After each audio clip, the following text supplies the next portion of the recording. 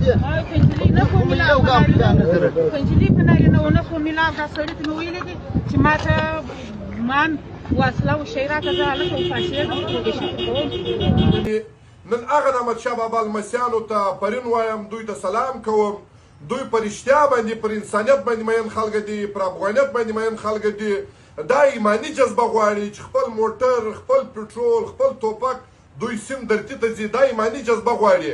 هله خیبر پښتونخوا خلکو به موږ ته ویلې ول تاسو کنداریان یاست. دوی پر اشتیا باندې نن هغه کنداري لهجه، هغه کنداري جذبه، احمدشاه بابا چې به له کنداره کومه لښکره کوله ډیلی به نیوی. دغه سوندیان د دوی لنګماران دا خو ډېر کمزوري خلک وو. احمدشاه بابا به دا رقم لښکره وکړه. هغوی به میټینګونه نه کول، هغوی به جرګې نه کولې، هغوی به لښکره وکړه.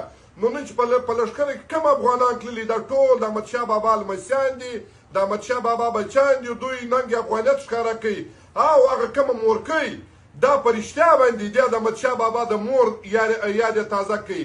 دا د احمدشاه بابا مور زرغونه نومېدله.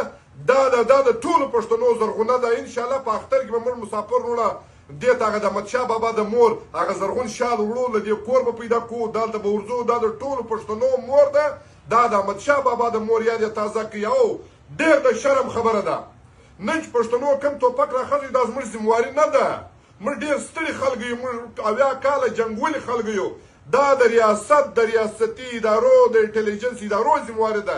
خو ډېر د شرم خبره ده چې دوی د ګلستانه څخه نیولې بیا تر سوی پورې 300 چک پوسټونه دي. دا 300 چک پوسټونه دا ته موږ د پکې ډاکوګان وایو.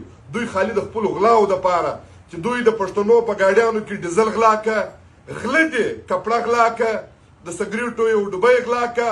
نن دوی ثابته کړه د احمدشاه بابا بچیانو هغه د دوی د پکې له ډاکوګانو ذمواري دوی خپله وکړه او ټولو پښتنو ته مبارکي وایم چې هغه ماشومه دوی را خلاصه کړه. خو د خیبر پښتونخوا خلکو به موږ ته ویل چې تاسو کنداریان یاست. په رښتیا باندې تاسو ثابته کړه چې تاسو کنداریان یاست.